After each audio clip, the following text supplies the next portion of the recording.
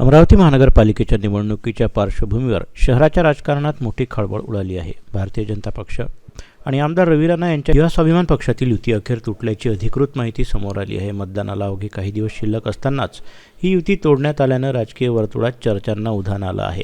भारतीय जनता पक्ष आणि आमदार रवी राणा यांच्यात युवा स्वाभिमान पक्षाची अमरावती महानगरपालिका निवडणुकीसाठी युती झाली होती.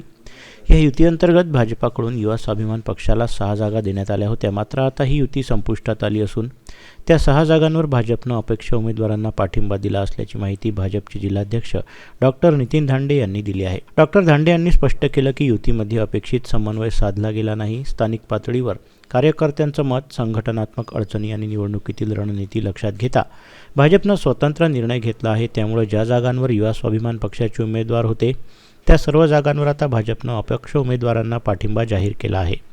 या निर्णयामुळे अमरावतीच्या राजकारणात मोठी उलथापालथ झाली असून येत्या निवडणुकीत याचा नेमका परिणाम काय होतो याकडे सर्वांचं लक्ष लागलं आहे.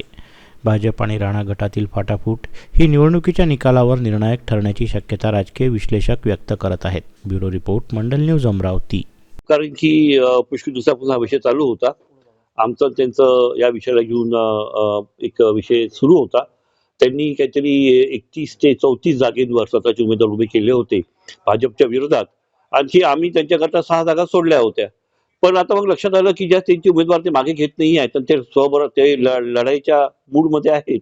मग आम्ही पण आमचे 6 उमेदवार, आमचे जे अपक्ष होते, आमच्या विचारधाराला जोडून जे अपक्ष उमेदवार होते, त्यांना आम्ही आमचा पाठिंबा जाहीर केला. आज बावनकुळे साहेब, आपले पालकमंत्री जे आहेत, ते आले होते. त्यांच्या जाहीर सभेमध्ये त्यांना आपण डिक्लेअर केलं आपला सपोर्ट भारतीय जनता पक्षाचा.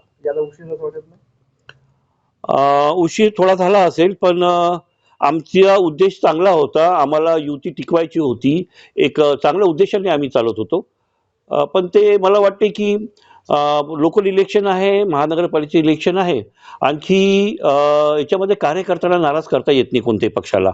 बहुतेक ते कारण असू शकते की युती जी आहे ती महानगरपालिका, जिल्हा परिषद, नगर परिषद या लेवलवर करायला अवघड जाते. तर ते कारण असू शकते असं मला वाटते. पण आता जे क्लिअर झालेलं आहे, आम्ही आमचे अपक्ष उमेदवार जे आम्ही उभे केलेले आहे, सपोर्ट दिला आहे, आम्ही त्यांना निवडून आणू. एकूण किती आता किती उमेदवारांनी एकूण अपक्ष किती एकूण पाहिजे? आता आमचे टोटल उमेदवार झाले आहे 75. कोणकोणत्या जागेवर पाठिंबा दिला?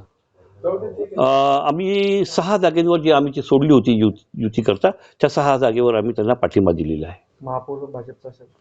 महापौर भाजपचाच राहणार आहे. कारण की अमरावतीमध्ये आपण ज्याला म्हणू की कार्यकर्त्याचा जो एक स्ट्रॉंग फोर्स आहे तो भाजपजवळ आहे, वोटर भाजपजवळ आहे. मला तर आश्चर्य वाटते की ज्या वेळेस बाकीच्या सगळ्या पार्टींना उमेदवार भेटत नव्हते, तर भाजपनी ज्यांना उमेदवारी नाही दिली त्यांनाच उमेदवारी दिली. आश्चर्यकारक गोष्ट आहे की त्यांच्या उमेदवारी नव्हते, त्यांना आमचेच उमेदवार घ्यायला लागले. पण त्यांच्या एक लक्षात आलं नाही की भारतीय जनता पक्षाचा उमेदवार समजा तुम्ही घेतला, पण त्याच्याकडून भाजपचा टॅग निघून गेल्यानंतर त्याची व्हॅल्यू एक अपक्ष कॅन्डिडेटसारखी होते. तर आम्हाला जी काही भीती नाही आहे, आम्हाला 100% गॅरंटी आहे की आम्ही स्वबळावर कोणाशी युती न करता आम्ही आमचा महापौर चांगल्या मतांनी बसू.